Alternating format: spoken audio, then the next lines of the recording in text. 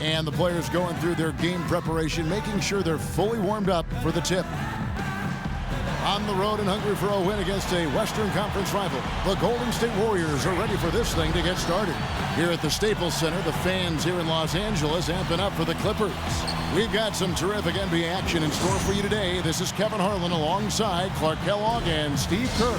A quick check now at the starting five for both teams. And guys, what are we going to be looking for in this one from J.J. Redick? Well, once a shooter, always a shooter. J.J. Redick, one of the great marksmen of all time at Duke in the college game. And it's kept on rolling here in the NBA. He's got deep range on his three, can spot up and shoot from anywhere, and also put the ball on the floor a couple times and create a shot inside.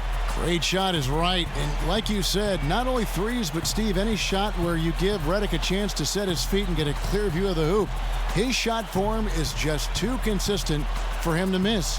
He's one of those players who works on that just so diligently. You know he's going to find a degree of success every time out there. Paul against Curry. Paul gets a screen from Griffin. A drive by Paul. Outside for Griffin. Uncovered.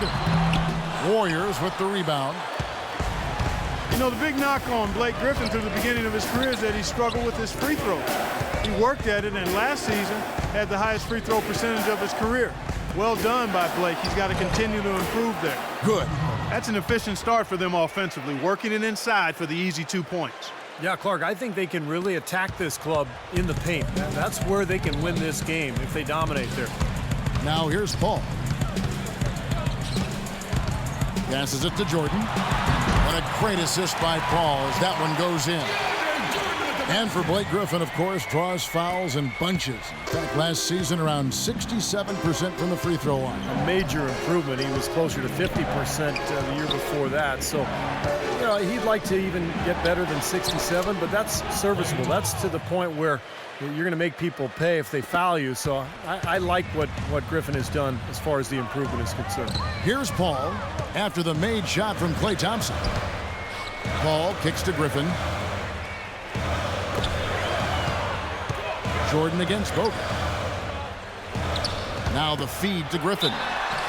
And so he draws the foul on the shot. A trip to the line to shoot two. Last year, Blake's stats were down, but I thought his impact on the floor was about the same. With that said, in order for him to really take the next step, he's got to be able to knock down the perimeter shot with consistency. Of course, Blake Griffin played a career low in minutes last season. The team looking to save him for the postseason. And then, ironically enough, he ends up with a badly sprained ankle during that series with Memphis. So things just didn't go quite well for the Clippers or for Griffin in the playoffs. But they had a great regular season, best record in franchise history. Hey, I think we all knew that the Clippers were good last year, but we really took notice when they rattled off those 17 wins in a row in December. That was a franchise record, which had previously been 11, and that's when the league really took notice. He doesn't get the second one. Well, it was the year of the win streak last season with Miami doing what they did and Denver getting hot as well. And you know, Steve, the Clippers had the first lengthy win streak and turned some heads earlier in the season. Yeah, what was that, about 17 games in a row they won? And I thought that kind of established the Clippers in the West, put a little fear in the rest of the conference, and gave L.A. a swagger that I thought helped them get through the rest of the season. Well, a lot of people thought Steph Curry should have been an all-star last season, but he still made his mark, the most threes ever in a season, and not just a gunner, but he also became the first player in NBA history to average over 3 triples and 6 assists a game. And the first one drops. And together as a tandem last season, Steph Curry and Klay Thompson crushed the record for most three-pointers in a season, Steve, 483 combined threes. What an incredible young combination in the backcourt. Thompson played in the rookie-sophomore game, and Curry was actually snubbed from the All-Star game, but he did win Western Conference Player of the Month in April. First Warrior to win a Player of the Month honor since Chris Mullin back in 1990. The Warriors were able to get back to the postseason for the first time since the We Believe season in '07, when they knocked off the Dallas Mavericks as an 8 seed. They didn't finish above 500 on the road, but still were much better than previous years, which allowed them to get to the playoffs. Now here's Paul. 6 to shoot. Back to Griffin. He with the block. And up the court come the Warriors on the break. Iguodala's running, and the shot is good. Now that is a quick bucket. Pretty good in transition. That's right. That's exactly right. He loves when he gets the chance to get out and run. That's when he's at his best. Well, back to that Warrior road record that Clark was talking about, 19 and 22, as you said. But I remember an early road trip that, had them go 6 and 1. Really helped them start to believe in themselves. Steve was a team last season. Yeah, that included that buzzer-beating win against Miami on Draymond Green's shot. I mean, I think that's when this group really realized that they can make some noise and possibly be a playoff team. Here's Iguodala, following the basket by Blake Griffin. Iguodala kicks to Curry. A shot drained for 2 points. Curry's got 6 points. How about this? They're shooting 80% so far. I know it's early, but offensively they look great. And it's Paul penetrating to the left wing. Paul left side. Fader on the way. And Blake Griffin again. Griffin's got his second bucket of the game to go. And I'm not really sure that's the time for the fadeaway jumper, but he gets it to go. Curry against Paul. Outside Curry.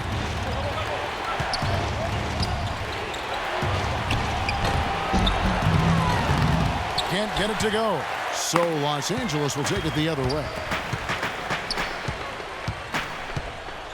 Now here's Redick. He's covered by Iguodala. Griffin sets the screen for Paul. Kicks it to Jordan. Good, and Paul gets the assist. Here's Curry. He has 6.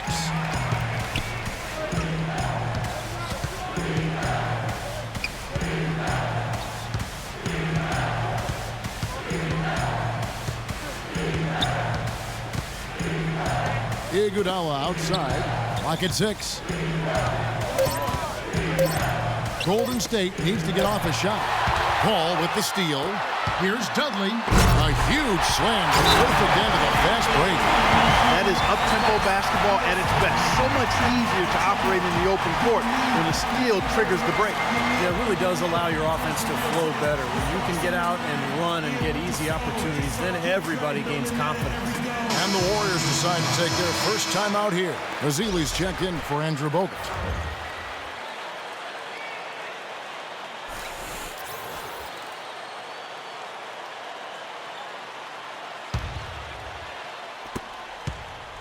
The Warriors trailing. Curry with it. Curry gets the screen from Azile. Pass to Iguodala.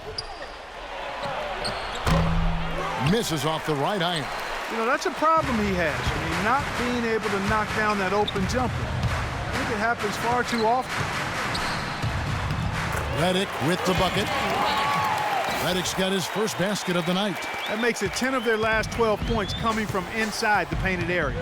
Yep, that's something that the defense has to put a stop to. Maybe a defensive adjustment is necessary here. Curry kicks to Iguodala. He feeds it to Azile.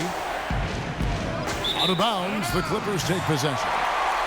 Boy, it was an impressive turnaround for Mark Jackson and the Warriors last season. His promise of making the playoffs didn't come together in his first season at the controls, but in year 2, they got it done. And I tell you what, most thought Mark would be a really outstanding coach, and he's well on his way to making that a reality. Catching up on the changes for Golden State. Spates checked in for Lee. Barnes comes in for Andre Iguodala. And Tony Douglas is subbed in for Curry. Terrific job that time defending at the rim. It's not an easy task stopping that fella when he's headed to the bucket like that. Good job. Now here's Douglas. Douglas off the pick from Azile. Out left to the wing. And here's Barnes for 3. That's in, coming off a nice assist from Douglas. And for Mark Jackson, there had been some questions. He had never spent time as a coach, even as an assistant, and he just finished signing an extension through the 2014-15 season. I guess the question was, Steve, would he be able to take over the reins as a head coach? Well, the biggest thing you want to do as an NBA coach is have your players buy into what you're selling, and Mark Jackson's been able to do that. His players believe in him. He motivates them. They like playing for him, and that's most of the battle right there.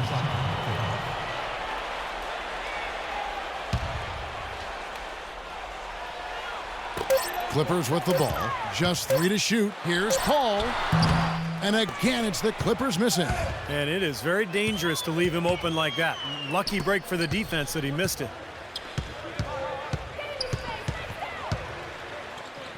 Douglas against Collison. From the arc. Another 3 for Golden State. That's 2 bombs in a row from long range. Yeah, shoddy defense there. Far too slow to react on the closeouts. Jamison with a screen for Paul.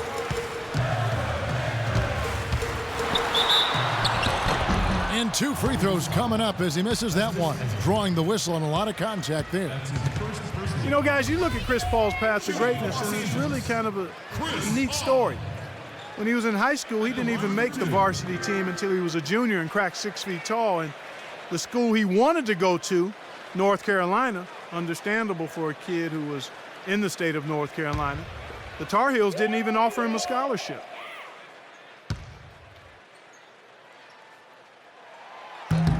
Free throw, good, Paul. And with Chris Paul, he ended up playing 2 seasons at Wake Forest, led them to a Sweet 16 appearance.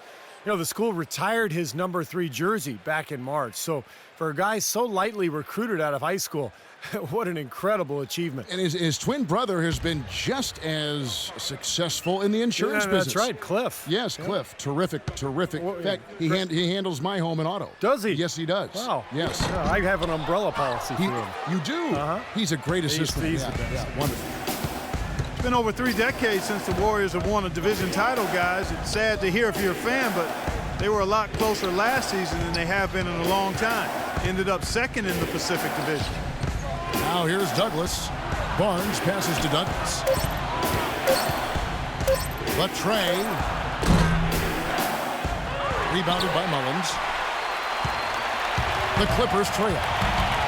And Clark, as you said with the Warriors, they were 9-7 against the rest of the Pacific Division. Did very well against the Clippers, but had some struggles with the other teams that kept them from closing, Steve, the gap to the top. Well, for a long time, remember, they were right on the heels of the Clippers in the division race, but they fell into a little bit of a slump after the All-Star break. It's going to be interesting to see how it all pans out this year with the addition of Andre Iguodala. And this team has the potential to take another step up the ladder. You know, they've been beating this club to a lot of loose balls and rebounds here early on. Love the work ethic they've come out of the locker room with. Now here's Paul. They now take the lead. What a start to this game. The offense is both dominated. Tell you what, feels like a game on the playground. Forget about defense, just keep firing. Collison against Douglas. Pass to Thompson. And here's Douglas.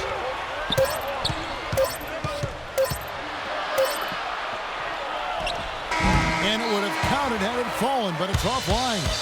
1 quarter in the books, and it's been a close one so far. The Clippers on top.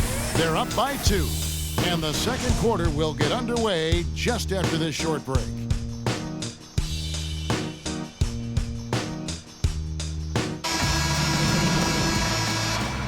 Welcome back, folks. We have a close game here at the start of the second quarter of play. In a moment now to quickly take a look at the offensive approach for the Clippers. And right from the start, guys, it's apparent they're determined to establish a presence in the paint. Also, what passing we've seen from them here early. I mean, there could be a big number in the assist column if this keeps up. Blake Griffin down low and DeAndre Jordan. Redick and Dudley filling out the perimeter. And it's Collison in at the 1. They're the group out there for the Clippers starting the second quarter. And so he earns a trip to the line. Officials saw the contact, and he'll shoot 2. Well, you know, Andrew Bogut essentially missed the first half of last season as he continued rehab from his ankle injury from early 2012. The team did a pretty good job of holding down the fort in his absence. Got off to a hot start, but no question about it. He gives this team a whole different dimension inside when he's healthy.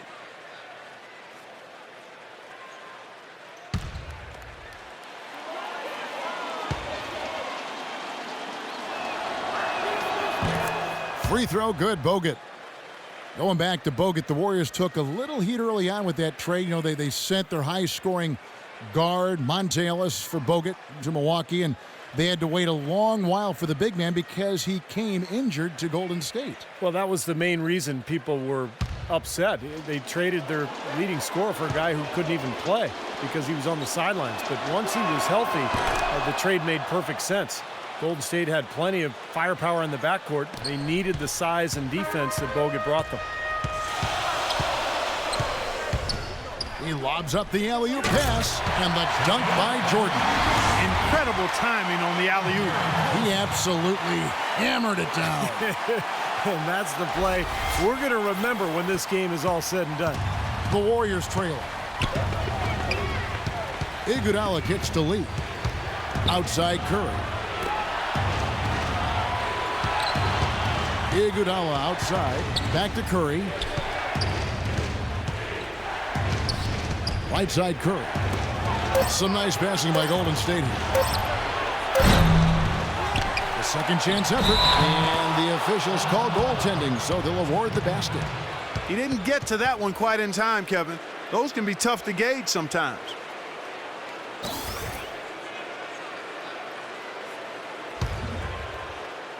And we're about a minute into the second quarter of play. Collison against Curry. Outside Collison. Right side Griffin. The fader. That one a little long. More good work on the glass there. When it's all said and done, I think rebounding might well tell the story in this one. And that should tilt things toward them. I mean, they've been winning that battle. Now here's Iguodala. He's been patient so far, nothing yet on the scoreboard. Here's Curry, and fouled hard that time. He'll get to the line and shoot two. It's on Darren Collison. Tell you what, it had to be one of the best shooting performances of last season and perhaps even the last 10 years or so when Steph Curry dropped 54 on the Knicks in his lone trip to Madison Square Garden. He made 11 threes on that night and everything was dropping.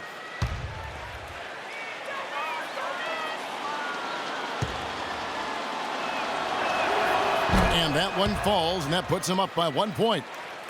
And Clark mentioned the 54-point game for Curry. Sometimes performances like that can elevate a player's confidence to a new level. Steve, wouldn't you say that? I mean, it had to be incredibly empowering. Especially when you do it in that building, yes. The mecca of basketball. And I think we saw what it did for Curry's confidence down the stretch and into the playoffs, where he really elevated his game to another level. For the Clippers, they have really struggled against Curry. He's got 8 points, and he's managed to get 4 of his points by way of the free throw line. And that may not be the first thing people notice about his performance, but those are important points nonetheless. Jared Dudley out of Boston College in his 7th season already. A smart vet who knows where to be defensively. He knocks down shots. I like his game. He's a winning player because he does a lot of little things and is always ready to step into his role.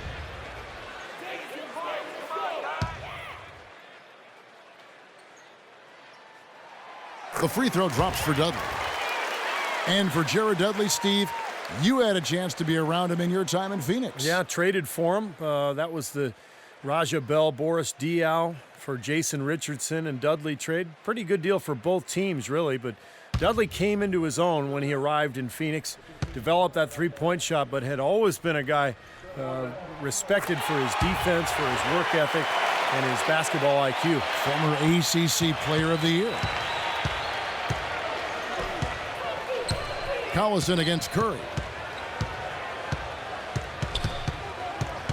Quarter number 2, we're about 2 minutes in. Pulls up. And the Warriors get it back. Here's Bogut. The layup off target. Tough D on the inside. Put up a roadblock, a construction barrel right there. That's what he brings defensively. Collison dishes to Griffin. Lee with the steal. Iguodala with it, now guarded by Redick.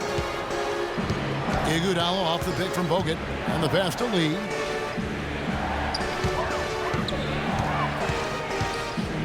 Feeds it to Kerr. 5 on the clock. Here's Iguodala, nails it from the high post. Iguodala's got his first bucket of the night.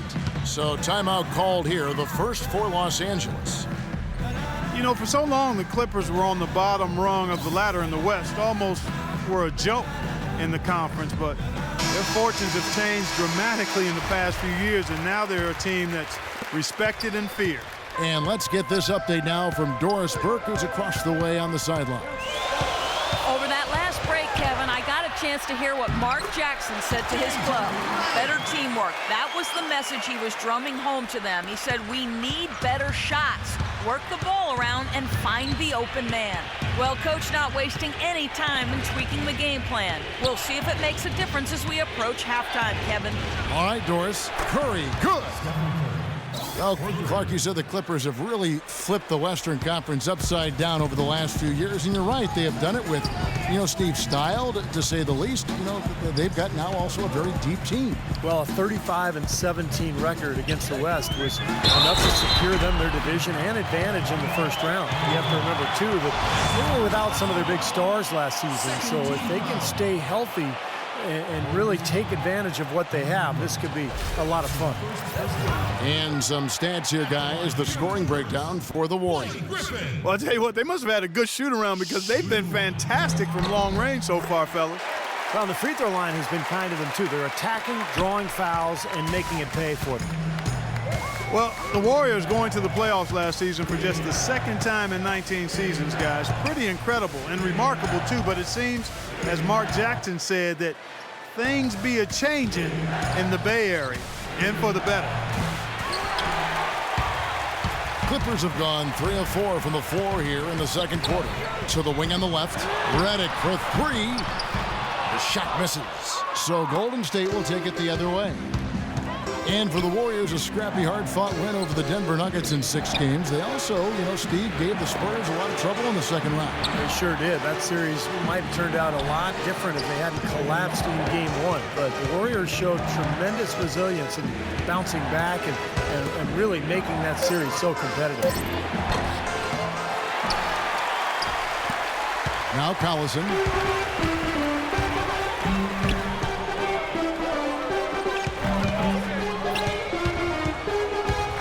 The dish to Jordan. Makes it off the glass. Jordan's got 8 points. He's a high-effort guy, always looking for the offensive rebounds. And he's got a skill set that coaches love to encourage. Yeah, he's kind of like a pushover parent. Somebody that lets you have your way all the time. He'll give you plenty of seconds if you don't pay attention to him. Here's Bogut. Here's Lee. And good work on the boards. They pick up the second chance points. Lee's got the game tied up here for the Warriors. Collison against Curry. Collison kicks to Redick.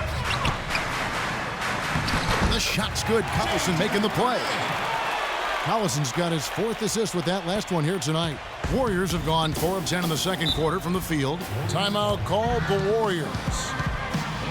Darren Collison, DC as he's known, is a guy that does everything you want from a point guard at a decent level, but really doesn't excel at anything in a great fashion. Sort of falls into the jack-of-all-trades category. Different look here for the Warriors. Mazzili's checked in for Bogut. Spates comes in for David Lee. Klay Thompson, he's checked in for Harrison Barnes. And Tony Douglas is subbed in for Curry. Now here's Douglas. He kicks to Spates. Stolen by Dudley.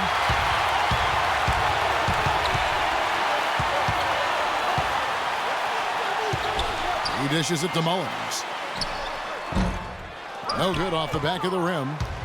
And Clark, you mentioned Collison not dominant in any one category. What areas, Steve, do you think that Darren Collison can improve in? Well, he can be a very good defender when he puts pressure on defenses, so he's got to focus on that end of the floor. And then offensively, probably shoots a little bit more often than he should. At that size, you want a guard who's going to get your team into an offense.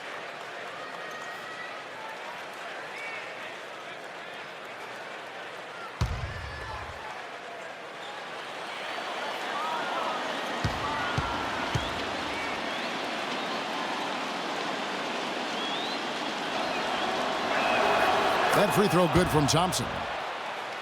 Now, Klay Thompson making NBA money. I'll tell you what, he learned from his father, Michael Thompson, who played a long time in the NBA. And his dad taught him, hey, you better live on a monthly stipend. You got to save your money, son. So good advice from Pops.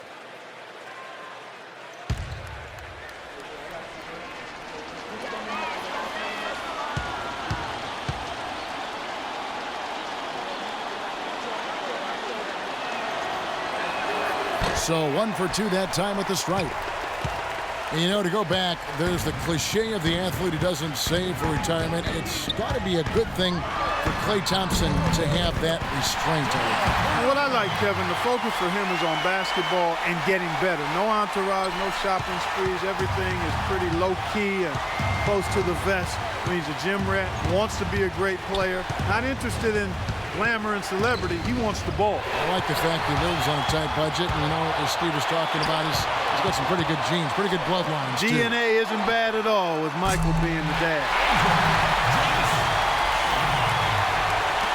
We've got 1:48 left in the first half of basketball.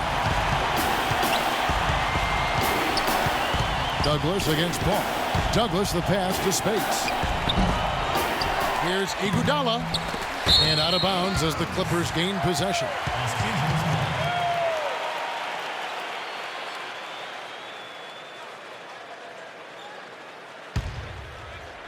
Clippers with the ball. We've got 1:28 left to play here in the half. And the call is going to be, yes, it is, an illegal screen. Well, tough call there on that illegal screen. He didn't look set to me, Steve. I thought that was a good call. Warriors trail by 5. Clark, they've been struggling here on offense. Yeah, a little bit of cottonmouth here. Dry spell for sure. Douglas dishes to Azili. Douglas against Paul. Here's Iguodala. Rebounded by Douglas. In this quarter, he's really been off the mark. He just looks a little bit unsettled. And that bucket adds to what's been a big differential in points in the paint between these two teams. Defensively, the intensity just hasn't been there. They've got to pick up the pace. Now here's Douglas. Oh, and they get in the way of the alley-oop. Not to be. Good play defensively. And again, Chris Paul. And it's a 9-point Clipper lead. 8 of the last 10 points at that end of the court have been scored on very high percentage shots in the paint. And it's not necessarily strategic, Clark. It's just a matter of playing with more heart. Got to play hard, guys. Here's Iguodala. And Thompson kicks to Azili. Douglas for 3. Good on the shot. Douglas has got 6 points. That shot becomes effortless for him when the D is so relaxed. They've got to get more intense. Douglas against Paul. 16 seconds left in the second quarter. Thompson passes to Spates. Dishes it to Azili. Now here's Douglas. Oh, and he just knocked down the buzzer beater. Boy, a big bonus for them to end the quarter as he beats the buzzer. Talk about maximizing every last possession you've got. Right there, it was done. And the first half ends in a close one. Clippers lead by 4. And now we'll send it down to Doris Burke, who's standing by courtside. Thank you, Kevin. Well, Coach, how do you analyze the team's offensive production so far in this game?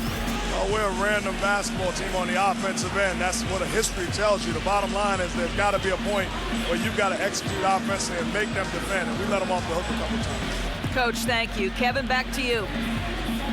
All right, Doris, thank you. And folks, make sure to stay tuned in for halftime, and we'll be back right after that. And now,